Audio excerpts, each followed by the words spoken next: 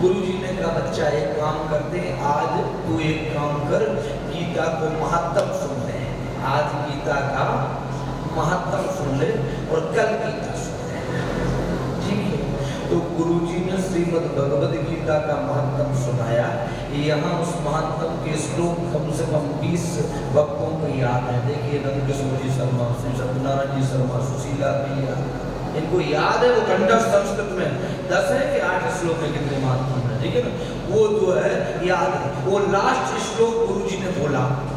गुरुजी जब कथा सुना रहे थे महत्व की श्रीमद् भगवद गीता की, तो चीला कह रहा था वाह वाह वाह वाह। गुरुजी ने सोचा, मुझे समझ में आ गई, बेचारे आधा घंटे का मूड में थे कहने का, 3 घंटे तक कहते हैं वाह करता रहा। गुरुजी ने बोला वो श्लोक में, संस्कृत श्लोक में एक शब्द आता है, वो शब्द है सर्वोपनिषदो गावा। जितने भी वेद पुराण उपनिषद है वो गाय है और बछड़ा अर्जुन है, दोहने वाले भगवान से दो गधा गोपाल नंदना। उसमें लिखा, उसने कथा सुनने के बाद में गुरुजी ने पूछा बच्चा समझ में आई? मैं नहीं समझूंगा, आपने कम बताया, मैं ज्यादा समझ गया, बहुत समझा, पर एक अक्षर समझ में नहीं आया। बोले क्या? कथा तो अच्छी थी, इस कथा में 2 गधे कहां से आए? आप कह रहे थे 2 गधा, ये 2 गधा कहां से आ गए कथा में? गुरुजी ने कहा तो बड़ा चक्कर पड़ गया है। गुरुजी तो 2 गधा का था, दोने वाले, दूध दोने वाले भगवान कृष्ण, वो समझ गया 2 गधा। गुरुजी ने अपने हाथों अपनी पीठ ठोकी, बोले भाई साहब मिल गए 2 गधा, एक तू एक मैं तुझे नहीं समझ पाया, तू मुझे नहीं समझ पाया। मैं तो समझ रहा था समझदार है, सुन रहा है। इसलिए ध्यान दे, मैं जिज्ञासु हूं, मैं छात्र हूं, जीवन भर अपने आप को बच्चा मानता हूं, मानता रहूंगा। जहां से जो प्राप्त हो उसको बड़े प्रेम से प्राप्त करके संसार में प्रसाद की तरह वितरण करने का कार्य करूंगा। मुझे कोई इसमें दुख या गुस्सा या रोष नहीं है, ऐसा क्यों कहा, लेकिन वो बताएं हमें कि भागवत का कौन सा शब्द छूट गया, भागवत से हटके कौन सी कथा हुई।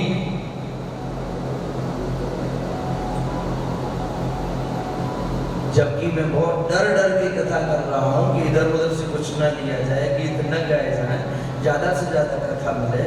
संसार में सब जगह कथा होती है, तो महाराज बैठे रहते रूम में, देख लेते आरती तैयार है, बिल्कुल रेडी, यजमान जाते चलो महाराज आए, बैठे कथा शुरू। मैं तुमसे 2 घंटे पहले कुर्सी पे बैठता हूँ, तुम्हारे इंतजार कर यहाँ बैठ जाता हूँ, फिर तुम कह रहे कथा नहीं हो रही।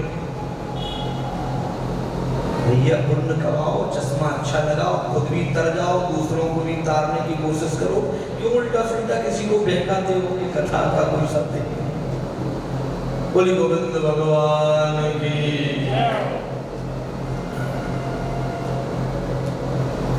कपिल देव भगवान अपनी मां को, संसार की माताओं को कहते हैं कि वो अपने मन को जीते हैं। कल आप सुने थे मन को जीतने वाली बात, सुखदेव जी ने परीक्षित को बताई थी। आज मन को जीतने वाली बात कपिल देव भगवान अपनी मां को बता रहे। वो व्यवस्था अलग थी जीतने की, ये व्यवस्था अलग है।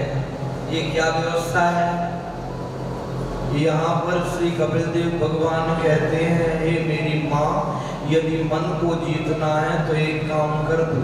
ये मेरे माताओं के संपूर्ण इंद्रियों में एक इंद्री बहुत अच्छी होती है। ये माताएं यदि उस इंद्री पर विजय प्राप्त कर जाएं तो मन पर विजय प्राप्त कौन सी इंद्री? जितम सर्वम जिते रसई। इनकी रसनेंद्रिय कमजोर होती है, जीभ की कच्ची होती, बनाते बनाते चाट लेते हैं, झूठा मानती नहीं। इसलिए जो जीभ पर कंट्रोल न कर पाए, कपिल देव भगवान कहते हैं वो मन को नहीं जीत पाएगा। क्योंकि कहा है किसी ने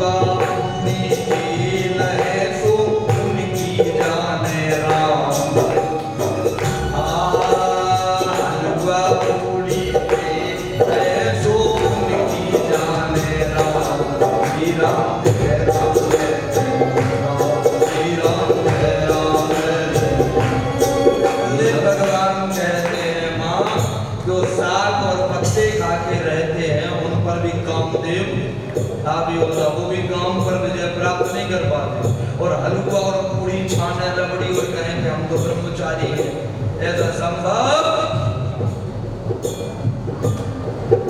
और मां मन के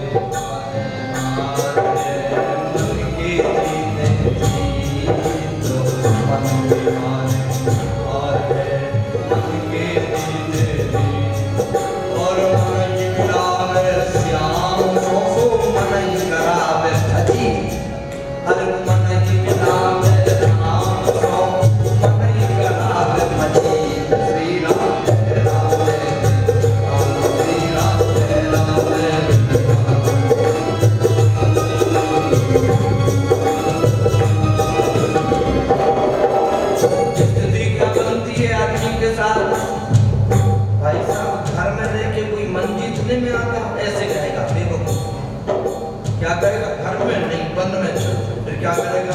वन में जाएगा। अरे मन के मारे बन गए, मन के मारे बन।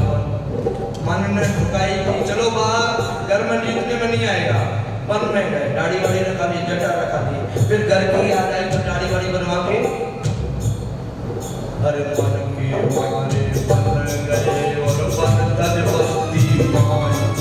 अरे मन के मारे बन गए, बन तज बस्ती मान। और कहे कबीर मन लालची है, ओ तेरे दान श्री राम राम। श्री राम श्री राम।